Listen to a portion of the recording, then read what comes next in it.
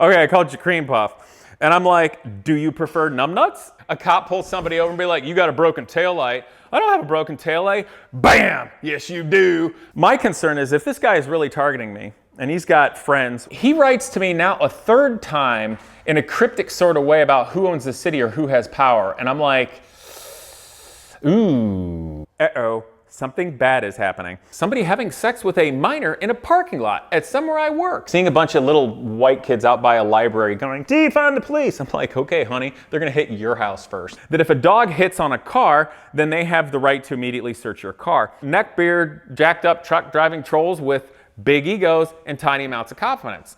And one of those individuals ended up being a law enforcement officer and pulls me over. And my buddy and I were like, what? I'm just gonna lean into it. So I go full Gatsby. I go, no chance, old sport. Sorry, gotta go now. Shoving off in the J-class yacht to Monte Carlo. That'll piss him off.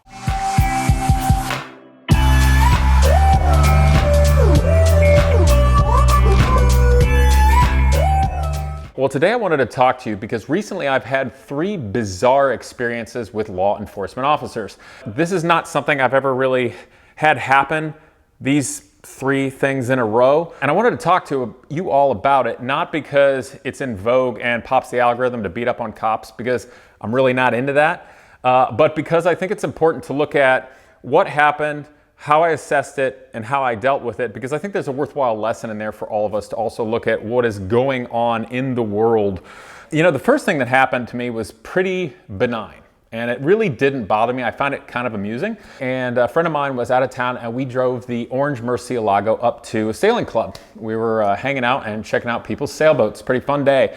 And drove back a little after lunch, kind of in the afternoon, coming back to the Perrysburg, Ohio area. And we're driving through town. I think it's speed limits at most. There's a 45-mile-an-hour area and 25 or 35, just typical kind of commercial shopping area and whatnot, by some dealerships and things.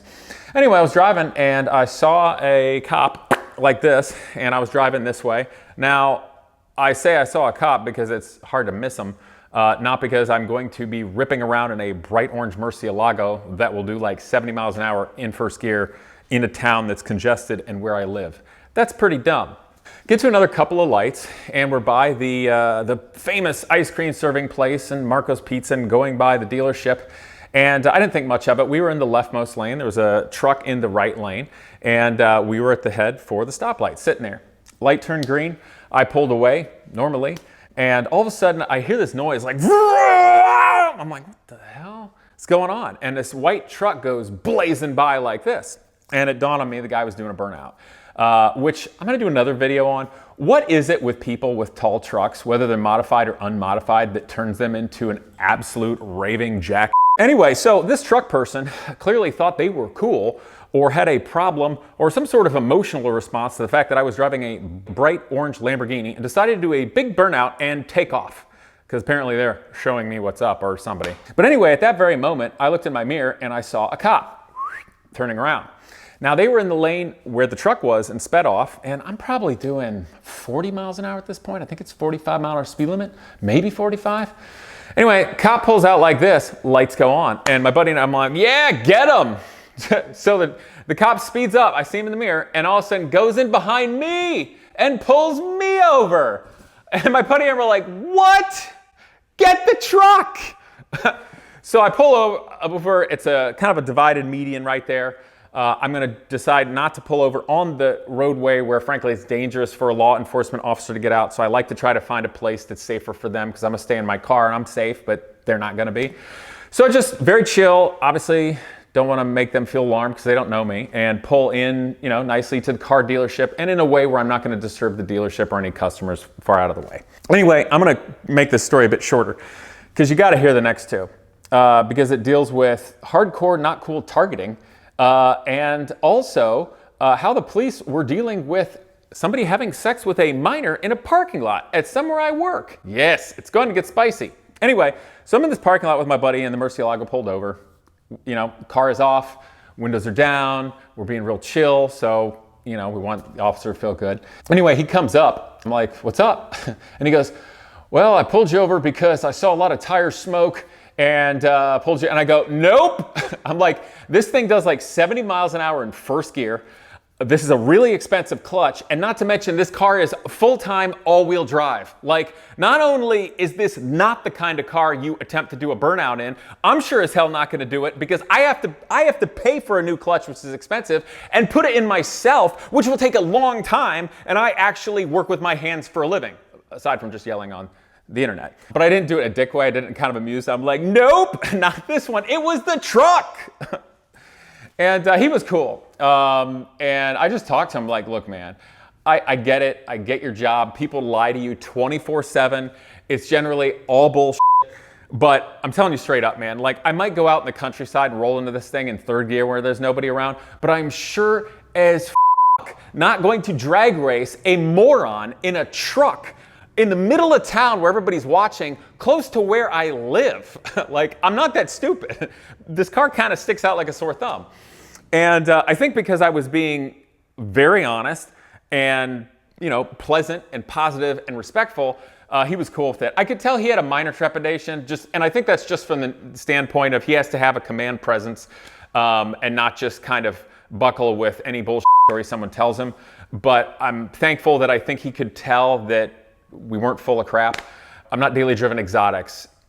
Absolute piece of crap moron trying to ruin everything for everybody, including their clutch and car. I have to fix mine. You know what I mean? Like, no, I don't do In fact, burnouts are stupid in general. They're just for drag racing. You have sick tires. Anybody who's doing a burnout smoking their tires on the street is just an idiot wasting tires. So if anybody sees what I believe is probably a late model, probably within the last 5 to 10 years, Ford truck, it was 4-door, it was not a dually, might be a 250, I think. 150 or 250, and it had a pink Superman sticker on the back. Those people are jackasses. I was in a good mood that day with my buddy, and it really didn't bother me. The police officer was cool, everything was great, and we pulled away. The only thing that kind of annoyed me afterward was like, damn it. Like, everybody in town just saw the orange Lamborghini get pulled over in front of the car dealership. So, you know, small towns, word travels fast, and now I'm the asshole that's doing illegal things and getting pulled over when I did absolutely nothing wrong. Come on, man. Like, I can't blame the guy because the car sticks out like a sore thumb. It is loud, it is pointy. People like to do dumb crap. A few weeks later, I was getting ready with the Genius Garage students to actually take this prototype race car and the Lotus F1 car to Road America with them to race both these cars for the first time. And Genius Garage had the most green team of students it's ever had, and both of these cars were untested, and they are most sophisticated, expensive, easy to break, and fast and difficult cars to maintain of any we've ever done in 10 years. I was a wee bit stressed and edgy.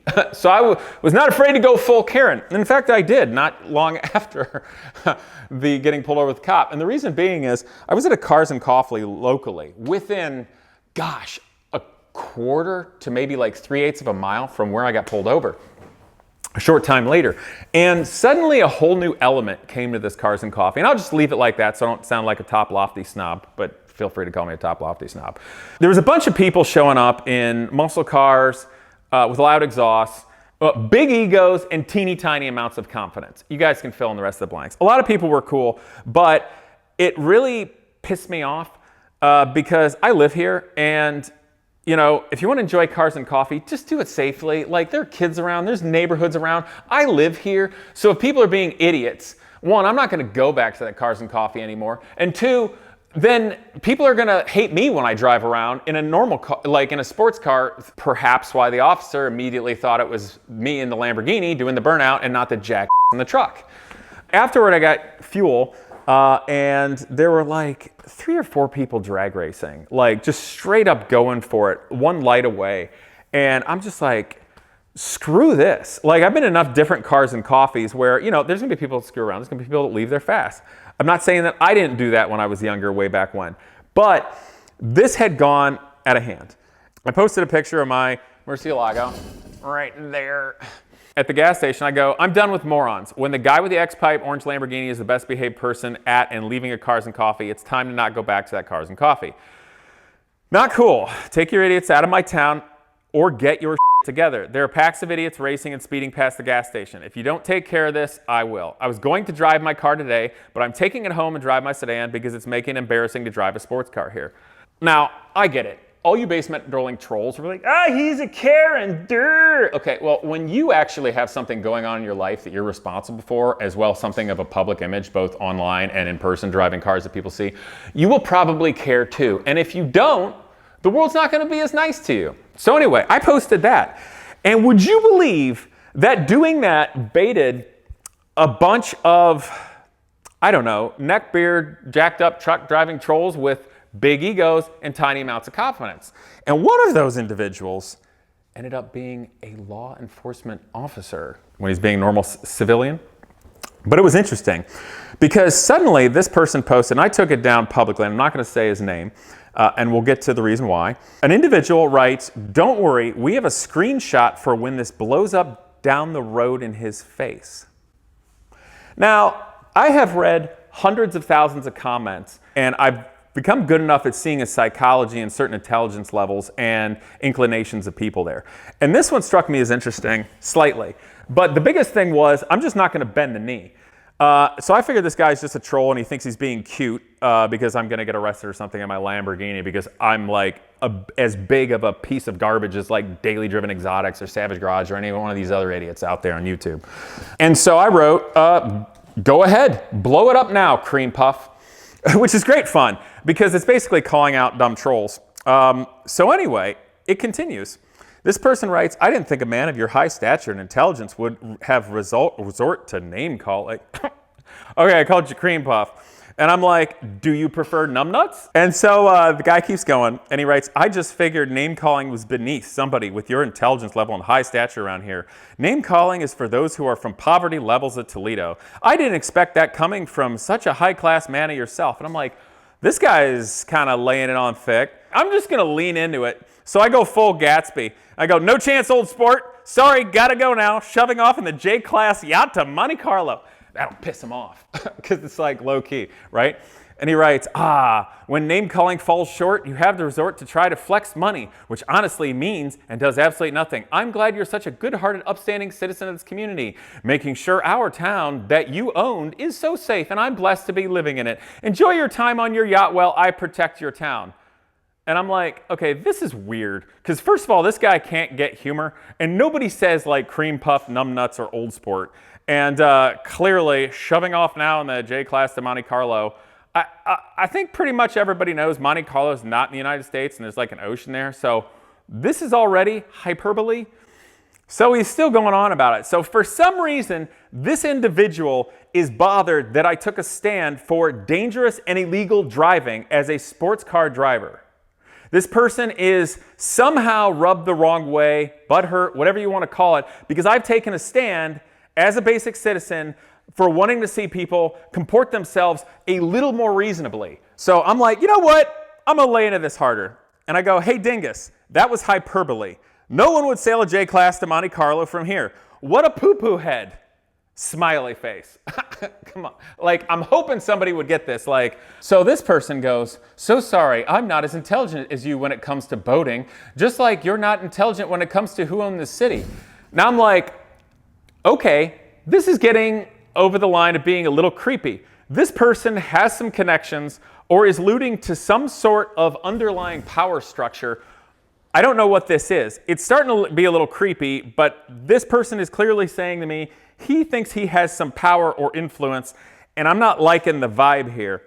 And he writes again, "It's really funny that you keep showing up the rich, but you are, yeah, I live in Perrysburg just like you do, maybe different parts, but I still bought a house in the city, Perrysburg." Nice English. I'm kind of getting like, okay, who is this guy right now? And also I found on the internet, there's a lot of things, you just leave them alone. And then there's ones where if you just kind of like stand your ground, they'll go, people will come back to reality and go, "Oh, I'm sorry, I didn't realize you're a real person. I'm acting like a jack," and they'll be cool. And there's people like this where you just hold your own, but don't like fly off the handle. And so he writes to me now a third time in a cryptic sort of way about who owns the city or who has power. And I'm like, ooh, this seems kind of underhanded. So I decided for more sarcasm and hyperbole is the situation for this. And I write, "You mean the unions, crime, Chinese investment, and ProMedica?" That's going to get me in trouble probably because it's funny, but it's kind of true. Just the amount of influence they have. But I figured this would hopefully defer the guy that I'm not attacking him. he writes, and this is where I go, uh-oh, something bad is happening. And he writes, "You're into crime activity," with bad English, missing the apostrophe. Your is in, not a contraction of you are. Anyway, "You're into crime activity? Well, now I have to look into this, sir." And I'm like, oh, who is this? So I click on him on Facebook, and there's not much there. He's got 2 first names, which is never date a woman with 2 first names. So I look at him and I go, he's got kind of a high and tight haircut. Works out a lot. Does mixed martial arts fighting. Got it. Owns a German Shepherd. Pictured around police stuff. Okay, this guy's either a cop or a cop wannabe. Either way, he's got a big ego, and he fights literally for fun and drives a muscle car, likes to do burnouts. Now he's got other dudes that are talking back and forth to him like they have power, which is showing to me some kind of good old boys network. So is he friends with the cops and it's like underhanded? Is he a cop?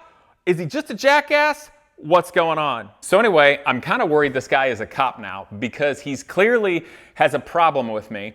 He's going on about the sailing and the boating and high flute and every activity. So he must be following me because a few days before that, I posted a picture of sitting on somebody's sailboat and sailing. And I said, sailboat racing is my new jam. And it cost me $0 to go do. And I'm pretty sure the guy's boat is maybe worth $18,000. So apparently that makes me a wealthy, horrible person. But the thing that started making me nervous here is a number of things.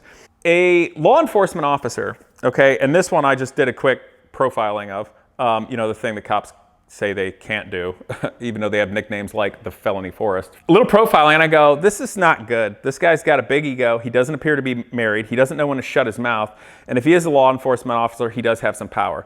If he's got a German Shepherd, he could be canine. And I'm pretty sure that in Ohio, based upon the knowledge from police officer friends of my own that were canines and military, etc., that if a dog hits on a car, then they have the right to immediately search your car. And I'm going, oh crap. If this guy really has a problem with me around this area, is he just going to like stake out and try to find me and then just pull me over for any BS reason to have a dog come by? Well, the dog hit on your car. You must have drugs. So what I'm going to do now is me and my shady buddies, we're going to completely destroy the interior of the car you worked your ass off to buy and maintain just because I'm an asshole and have a problem with somebody in a town standing up for actually being something of an upstanding citizen or law-abiding person.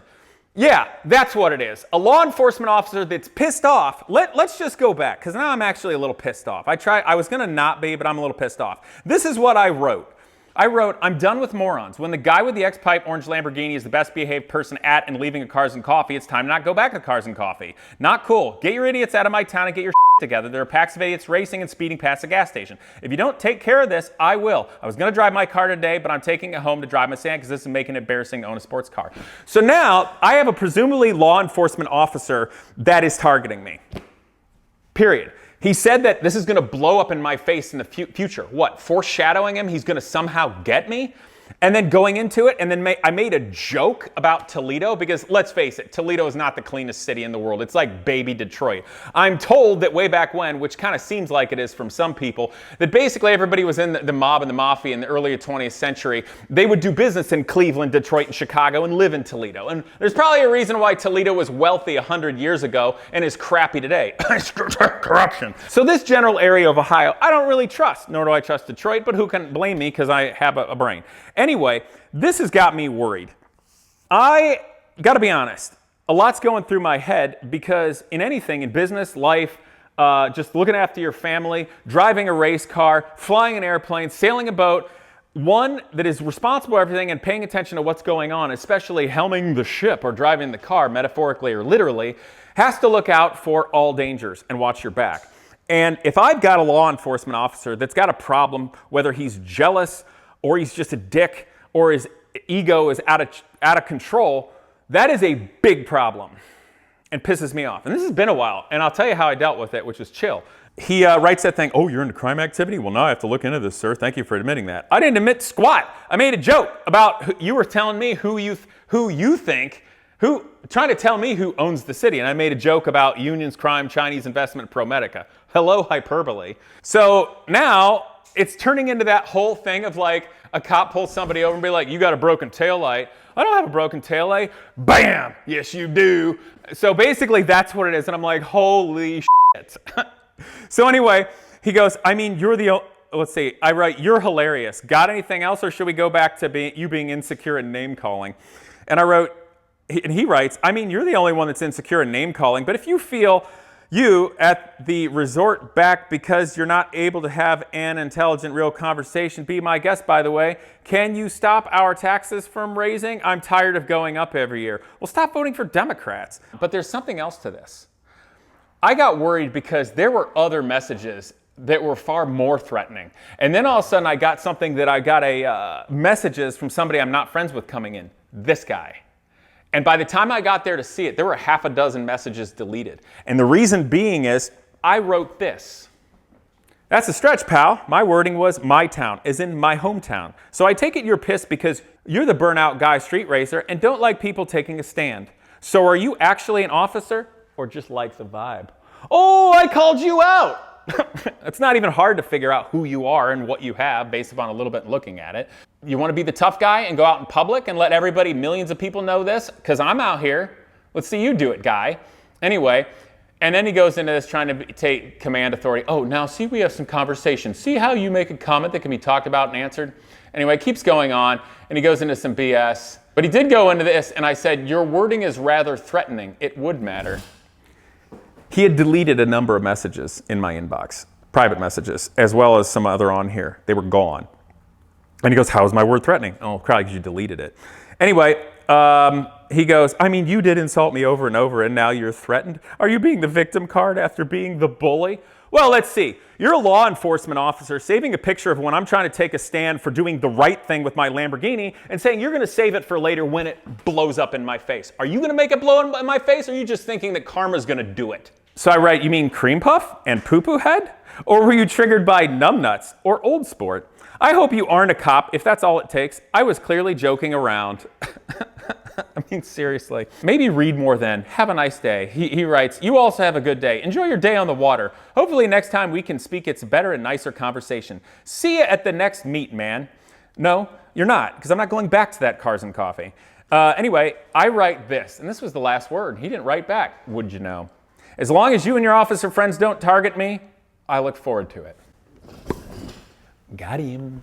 Thank you for letting me rant. That kind of pissed me off. So how I chose to deal with it is, I did confirm that he's a law enforcement officer because I texted a buddy of mine who's a law enforcement officer and go, anybody in Ohio by this name or Michigan? And he goes, oh yeah, he is a douchebag, which was his exact reply back. And that's all I'm going to say. I'm like, shit. I'm like, so he's getting kind of threatening. What should I do? He's like, if you want to, you can go in and make a report, file an official report about it, which I wanted to do because my concern is if this guy is really targeting me and he's got friends, whether they're, you know, so-so law enforcement officers or more nefarious friends, I don't want to be getting targeted everywhere and not say anything. Because I had heard this said once that if you're out in public, and let's say you're a legal CCW, concealed carry person, right, or whatnot, and a criminal comes up to you, threatens you with a knife, threatens you with a gun, something like that, or whatnot, and you draw to protect yourself and they go away, I've been told that that person needs to immediately call the police and let them know what happened because the criminal's smart enough to call the police and act like they're the victim. And if you don't make some kind of record, you're going to get nailed. So I thought it was important to make some kind of record. So I'm going to do it. I'm going to trust in the system, and I'm going to do it the right way, the chill way. So I went to the, I don't want to say where, I don't want to pinpoint the guy, but I went to the law enforcement agency and branch, whatever you call it, I think it's a branch, and spoke nicely to the woman there. And I said, one of your officers, I was feeling very threatened by an exchange of him on the internet. And I would like to speak with somebody, perhaps file some kind of report just so that it's known and you all can deal with it internally as you see fit. So she was very kind, got a piece of paper, filled it out, showed the screenshots and all that. A gentleman came out, which I don't know what you call him with LEO world, but I'll call it the CO or commanding officer, comes out, and he was very nice. We had a nice conversation. I just said, here's what's going on. Here's the exchange. I figured it was just an internet troll, but this person took it too far. I don't mind trolls. I don't mind nasty people online because I'm out there. But the problem is it's pretty obvious that this was a law enforcement officer, and he's making vague threats and positionings that relate to his power as a law enforcement officer, which is clearly stepping over the line, most especially that he's representing himself as a normal civilian at that point. And it's just bad across the board. The guy needs to check his shit. We're on the same team. Anyway, so had a nice conversation with the guy and left it at. The thing that gave me a little worry is the CO, I'll call him, mentioned to me, he's like, I know him, he works under me, we work out together. I'm gonna leave the rest of the conversation private. He may or may not have shared some opinions, but he's very professional. And so a time later, I got a call from that branch of law enforcement officers, and this was a higher up person that's not as connected, which made me feel better. And he and I had a nice conversation. I said, look, I'm not trying to blow up your world, but this is very frightening to me as a civilian, as somebody who's actively working to be something of an upstanding member of the community, something of a public figure. And frankly, it scared my wife enough that she said, oh God, are we gonna have to move? And that doesn't work for me. And so shared him what it was, talked about it, and had a nice conversation. He's going to do it. And he told me a little bit about the officer's good officer in general. And I'm not going to go into any opinions because I want to keep it professional. But it seemed that he understood that this young person can get, like many guys can, from time to time. So I'm going to give this person the benefit of the doubt. And they're gonna deal with that. And he did say to me this, and this is where I think it's important for us to trust in the system and handle things correctly, even if we're pissed off or scared or angry. And that is because in this day and age, let's be honest, since 2020, it has been shit to be a cop, state trooper, sheriff, whatever, law enforcement officer. I don't care if you're park ranger. It sucks. The defund the police movement was the stupidest thing I've ever seen in my life. Seeing a bunch of little white kids out by a library going, defund the police. I'm like, okay, honey, they're gonna hit your house first. Not the cops, the criminals. You wanna take care of it the right way because the good cops are quitting. And yeah, this is a major failing of the politicians that are in power now, hugely. And it's all agenda to screw up civilization. But that's neither here nor there. So I do feel for the good cops that are staying in it and doing things for the right reasons. And I want to give this younger guy the benefit of the doubt to just grow up a little bit, but let it happen internally. I actually feel pretty good about it. Now, the officer that called me that time, he said, what would you like us to do about it? That's a nice question to ask, but a weird one. I told him, I said, I don't think it's my business or right to tell you what to do with it. I don't want anything from this process other than to let you all know that you have an officer that's crossed the line and that I trust in you and your system to take care of this so that the community standards can be raised to a higher level and everybody can feel safe and it can be upstanding members of the community whom people can respect and look up to as long as they're reasonable human beings. And he was like, okay, cool. And I said, I tell you what, I'll do you one better. You guys take care of this. And I know it's difficult to be a law enforcement officer. So I'd be willing to volunteer for your auxiliary, if you like. Why not? Perhaps me doing that as a bit of a public figure I am would shed something of a positive light for people that we are a community and we all have to work together and trust in each other and our systems for better or worse because I think this is the best country in the world. Despite all the idiots trying to ruin it right now with charmingly colored hair. That's the nicest way I can put it. And the other thing too, and some of you may have guessed it, and I'm gonna mention it now and talk about it later, but I'd been recently spending months seriously working with people and looking into running for Congress at the federal level. And let me tell you what, there ain't nothing more dangerous in the world of the United States of America than trying to be a conservative in Washington, D.C. Washington, D.C. skews so far to the left, like Hollywood and universities and other big entities, that we basically meet the definition of fascism right now. And one interesting thing about this is, you see, if you're going to run for politics, a huge aspect of politics is not actually trying to do better for your fellow man and lead the country in a positive way. It's only destroying your political opponent in every way, shape, and form, whether that's legally, a setup, or killeried. So the thing about that is, in federal level politics, there's something called opposition research. These are the people that can dig into the bowels of everything that the public doesn't think actually exists to find out all the dirt on your opposition and figuring out how to destroy them, when and where. And what you also do is opposition research on yourself to better know how they're going to hit you. So I only say that because I was loaded for bear, so to speak. And the thing about the cop that really pissed me off was, you know, I'd spent the last decade of my life, my entire career on hold, my dreams on hold, to build an educational program and nonprofit for college students, such as the one that's behind me. Army, say hi! Just do it real quick. Hi. Yay! Like this joker.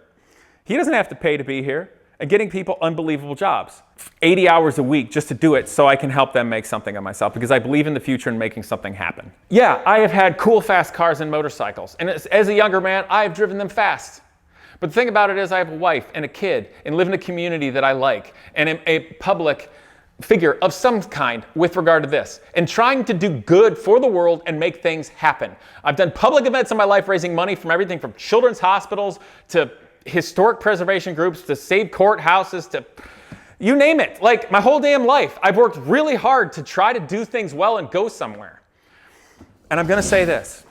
If someone who is supposed to uphold the law decides they want to target me because they feel threatened that I'm trying to take a stand for something that is good and right, or you're jealous of me, you don't know how hard I've worked, man, to try to do things right. I would suggest that you consider that we're on the same team and let's move on and do something positive, because I am not a person that you want to pick a fight with. So the last one, this is just kind of a weird experience. So here at Genius Garage, where I do my work, one morning I got here to find 2 used condoms in the parking lot right where I work. I'm like, great. Who's been shagging in the parking lot? And it's gross and whatever, and they degrade pretty quickly, and I'm just not even going to touch that with a 10-foot pole, but you know, whatever. And then the next morning, another condom. I'm like, God damn it, man. We're joking about it, but it's annoying. And then it happened again. So it's like, I don't know, half a dozen condoms like where I park in the morning. Now, it's sort of amusing to me. It's first annoying, and then it's amusing because I'm like, you know, a person or people, I don't know, one of them presumably has a dick if you're using a condom, that's all I know, is coming to the parking lot in the middle of the night to shag and then littering the grossest thing in there. But they're leaving a telltale sign that they were shagging in the parking lot. And they thought they were going to have a lot of privacy, but they chose to do it in the parking lot of a YouTuber. Wrong parking lot, literally the worst parking lot. So I was like, well, should I take the footage and show it? Anyway, I didn't do anything. But a little bit later, one of the gentlemen who drives trucks, semi-trucks for a living close by, comes in. I know him, they're great guys. And he comes in, he's like, well, I had a crappy experience with the police last night. I'm like, what? And he told me there was a car sitting out. I think it was like a silver Hyundai or something, looking suspicious, and there were 2 people in it. I'm like, it's the Midnight F***ers. And he goes, yup. And he goes, so I called the police to tell them there's a suspicious looking car. And I think it was like midnight, maybe a little after. So the police came, and the car's there, and the truck driver's there. And the police come to the truck driver and ask him for his ID. He's the guy that called. He's the upstanding citizen calling on a suspicious car. And I'm like, what? And I don't know if they did anything. They didn't do anything to these people. The people clearly don't have a key to the building or have any business being there. And the thing that was odd about it is, now, I know that police, it's discretionary for them, but we're surrounded by cornfields around here. And the other thing that, like, I don't want to bring this into play, but I am going to say that the truck driver is of a demographic that the algorithm of the internet and the left like to push as being oppressed by the police. It's like, oh, crap, what kind of bullshit is this going on? And it pissed me off. And I recorded a little video, a short that I was going to put up, calling out the police in town here. Because at this point, I'm getting kind of I'm getting kind of annoyed by law enforcement officers. You guys have been great for years. By the way, I have stood up for cops the entire time I've been on YouTube, on VinWiki, on my own channel, like what to do if you get pulled over. Like, I have been called a bootlicker more times than I'd like to talk about just for trying to stand up for it. So it gets annoying when it's like, what the hell is going on? So I was thinking about putting this video out because I was just kind of pissed off at this point, and I didn't. Glad I didn't. The next day I was at the shop and I saw police officers drive in, you know, just patrolling around, cruising, looking for suspicious activity, as you do. And I appreciate that. And I walked out, and they were back and they're coming around. I was trying to be as chill and non-threatening and annoying because, you know, they're like, oh God, somebody wants to talk to us. What's the problem now? You know, and I just kind of was like chill, not making like angry body language or overly eye contact, just kind of like, you know, just like this, just real chill. And they came up, I'm like, hey guys, hey, I work here. This is the building I rent. Just thought I'd ask you, there's been a lot of used condoms. He's like, yeah, there's people. And I'm like, one of the truckers said they called you last night. Yeah, we heard about that. And I'm like, look guys, we're trying to do an educational program in there. And the last thing I need are people littering used condoms and God knows what happening in this parking lot at night. Turns out there are two people. One's 32 years old and the other one is 16. Where are all the used condoms coming from? And I was like, damn, can you please make them go away now? I don't want any of this around. And it was kind of funny because I was thinking to myself, okay, 2 condoms the first night, 1 the next time, 2 the other time, and perhaps others. And it's a 32-year-old and a 16-year-old. Which one's the guy, which one's the girl? Maybe they're both guys. At least one of them's got to be a guy, I would assume. Otherwise, it's all kinds of weird with condoms. But anyway, I don't know about the law, but that sounds all kinds of shady. So I hope that the law enforcement around here will encourage midnight shaggers to go home. And if you don't have a home to go to, perhaps you should reconsider what's going on with your relationship and life choices, you know? But it made great YouTube. Well, that's the other thing. Don't with a YouTuber because we can kind of make you famous and just let the public decide your fate.